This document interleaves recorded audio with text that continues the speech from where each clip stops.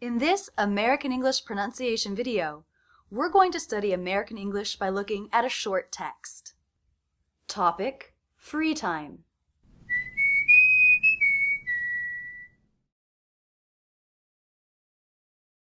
I call this a Ben Franklin exercise. This is when you take very good notes, very detailed notes on what you're hearing, and then go back and try to record yourself based on what you've written down, the notes. Did you write down a flap T, or the way two words link together? After you've recorded yourself, compare it to the original. Did you do everything that you wanted to do? In this video, we're going to take notes together. One of my favorite things to do with a free day is to ride my bike. Sometimes I'll ride along the Hudson River or in Central Park, and sometimes I'll go visit friends in Brooklyn. One of my favorite things to do. I definitely hear one and fave as being stressed. Of my is very quick, very different than one and fave. Of my. So I'm using the schwa here, and I am giving the V sound of my, but it's very flat and quick. One of my favorite.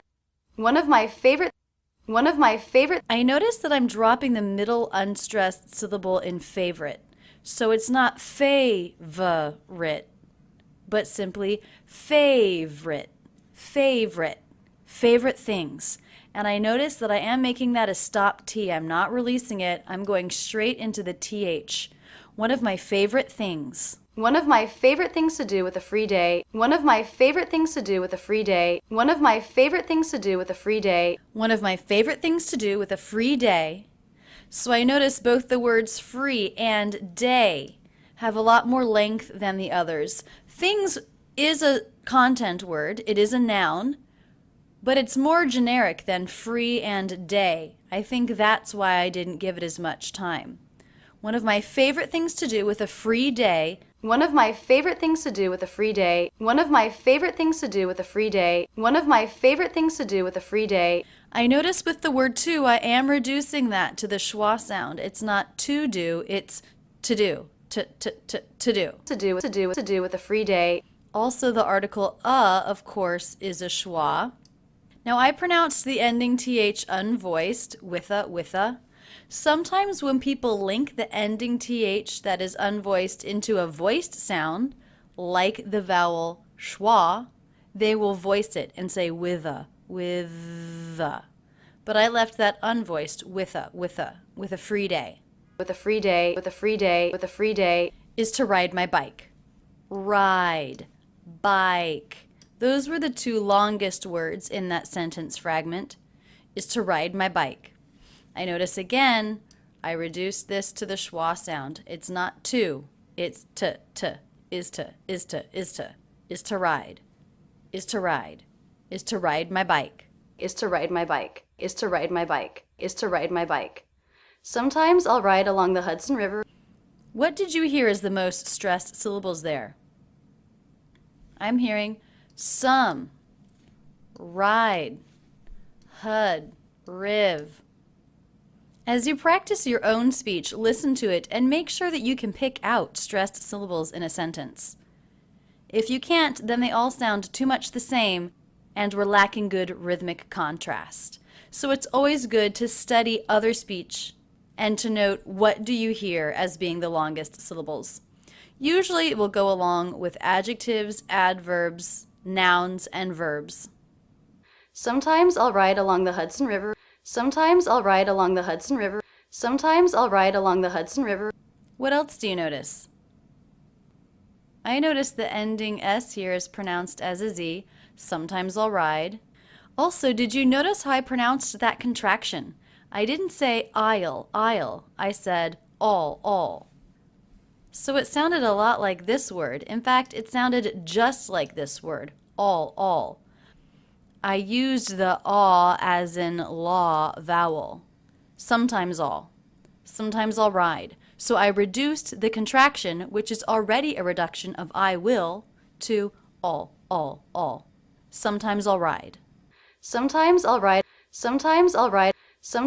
ride along the Hudson River. The Hudson River. The word the pronounced with the schwa, sometimes it's pronounced with an E vowel. That would be when the next word begins with a vowel or diphthong. Here it begins with a consonant, the H sound, Hudson, Hudson. So it was a schwa, the Hudson River. The Hudson River, the Hudson River, the Hudson River. Did you notice how the second and unstressed syllable of Hudson was pronounced? It's written with the letter O, but there's the schwa vowel in there. As an unstressed syllable, it's very fast. Sun, sun, sun. And when the schwa is followed by the N sound, you don't need to worry about making a separate schwa sound. It gets absorbed by the N. Sun, sun, sun, sun. Hudson, Hudson. The Hudson River, the Hudson River, the Hudson River, or in Central Park. I noticed I did not reduce the word or. That can be reduced to Hudson River or Central Park, but in this case I didn't. I said or. Wait, I just realized I missed the word in, or in Central Park, or in Central Park. Do you hear how fast the word in is? Or in Central Park. Central. Stressed syllable of central is the first one. Sen, sen. The second syllable has the schwa, troll, troll, troll. Central, central, central. Did you notice I'm making more of a CH sound here instead of a T sound for the T in central? Central, troll, troll. This can happen when the T is followed by an R. Central, central, Central Park. And sometimes I'll go visit friends in Brooklyn. And sometimes.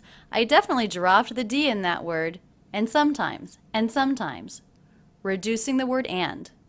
And sometimes, and sometimes, and sometimes. Let's talk about stress in that last part of the sentence.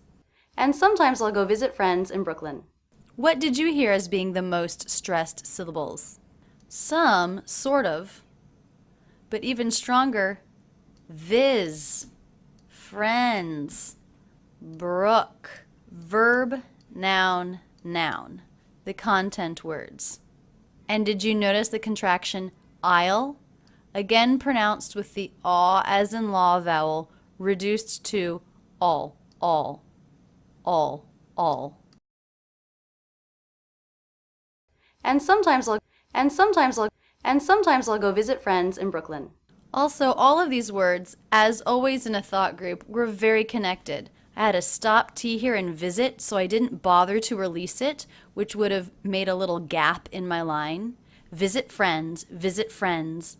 Visit friends, visit friends, visit friends in Brooklyn. Also, the ending Z sound of friends linked into the beginning vowel of the next word. Friends in, friends in, friends in, friends in Brooklyn. Visit friends in Brooklyn. Visit friends in Brooklyn. Visit friends in Brooklyn. One of my favorite things to do with a free day is to ride my bike. Sometimes I'll ride along the Hudson River or in Central Park, and sometimes I'll go visit friends in Brooklyn. I hope this has given you some ideas on how to take notes and study the speech of native speakers. Do this on your own.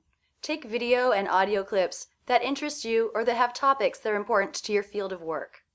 After you take good notes, record the text yourself and compare it to the original recording. What do you still need to work on, or what did you do well? This is a great way to improve your pronunciation. That's it, and thanks so much for using Rachel's English. So this is what I like to do with a free day. What do you like to do with a free day? Record yourself talking about it and post it as a video response to this video on YouTube. I can't wait to hear about it. Don't stop there. Keep learning with my fun American English in Real Life playlist, my reduction and linking playlist, or any of the playlists on my channel.